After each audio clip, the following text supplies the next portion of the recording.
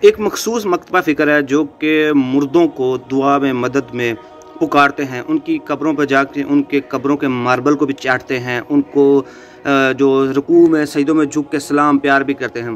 جب ہم ان سے پوچھتے ہیں کہ ان مردوں کو آپ کیوں پکارتے ہو، کیونکہ رسول اللہ صلی اللہ علیہ وسلم کے بارے میں قرآن میں آیا کہ آپ صلی اللہ علیہ وسلم چاہ کر بھی مردوں کو نہیں سنا سکتے، تو پھر تمہاری اور میری اوقات نہیں بچتی۔ تو یہ لوگ آپ کو قرآن و حدیث کے دو حوالے دیتے ہیں۔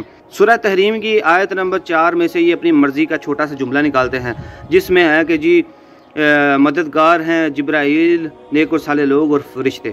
تو ہم ان سے سوال کرتے ہیں کہ آپ اس آیت میں پہلے اگر ذکر دیکھیں تو جبرائیل کا، تو آپ جبرائیل علیہ السلام کو مدد کے لیے کیوں نہیں پکارتے؟ اور اس کے بعد نیک صالح لوگ اور پھر فرشتے، تو فرشتوں کو کیوں مدد کے لیے پکارتے ہیں؟ کیوں نہیں کہتے کہ یا فرشتہ المدد، یا فرشتہ بارش دے دو؟ آپ نے اپنے بابوں کے لیے نیک و صالح لوگوں کا لفظ کیوں نکالا؟ یہ پوری آیت اس طرح ہے کہ نبی صلی اللہ علیہ وسلم کی دو بیویوں نے کوئی بات ایسی شیئر کر دی جو کہ نہیں شیئر کرنے والی تھی، تو اللہ تعالیٰ نے نبی صلی اللہ علیہ وسلم کو مطلع کیا، آپ صلی اللہ علیہ وسلم کو کوئی پتہ نہیں تھا اس بات کا کہ انہوں نے ایسا کیا۔ تو اس پر پھر جو ہے وہ بیویاں ایک دوسرے کی مدد کرنا شروع ہوئی۔ اس پر سورہ تحریم کی آیت آئی کہ اگر تم دونوں ایک دوسرے کی مدد کرتی ہو تو یقیناً محمد صلی اللہ علیہ وسلم کا مددگار اللہ خود ہے، پھر جبرائیل ہیں، پھر نیک اور صالح لوگ ہیں، اور پھر فرشتے ہیں۔ اگر تم لوگوں نے اس میں سے مدد ہی نکالنی ہے تو پہلے تو جبرائیل علیہ السلام کا ذکر ہے، تو جبرائیل علیہ السلام کو کیوں نہیں پکارتے؟ تو یہ آپ کو حوالہ دیتے ہیں، اور اس پہ بعد فرشتوں کا بھی ذکر ہے، اور یہ تو آپ صلی اللہ علیہ وسلم کے لیے مددگار ہیں۔ واقعی نبی صلی اللہ علیہ وسلم کے لیے یہ تو مددگار ہیں، کیونکہ آپ صلی اللہ علیہ وسلم کے اوپر وہی جبرائیل علیہ السلام لے کر آتے تھے، تو اللہ نے ان کو مددگار بنایا تھا۔ آپ صلی اللہ علیہ وسلم کو جو چیزیں نہیں پتہ ہوتی تھی اللہ جبرائیل کے ذریعے آپ کو بتا دیتے تھے، تو آپ جبرائیل علیہ السلام کو کیوں نہیں پکارتے؟ دوسرا وہ الموجب الکبیر الطبرانی کی ایک روایت ہے کہ اللہ کے بندوں میری مدد کرو، اللہ کے بندوں میری مدد کرو، بس اتنی سی روایت نکالتے ہیں۔ یہ دیکھیں جی ایک بندہ صحرا میں ہے تو اس کو نبی صلی اللہ علیہ وسلم کہہ رہے ہیں کہ جب تم تمہارے ارد گرد کوئی مددگار نہیں ہے تو تم اللہ کے بندوں میری مدد کرو، پکارو۔ تو اس سے جو ہے جی جو مردے ہیں ان کو پکارنا ثابت ہوتا ہے۔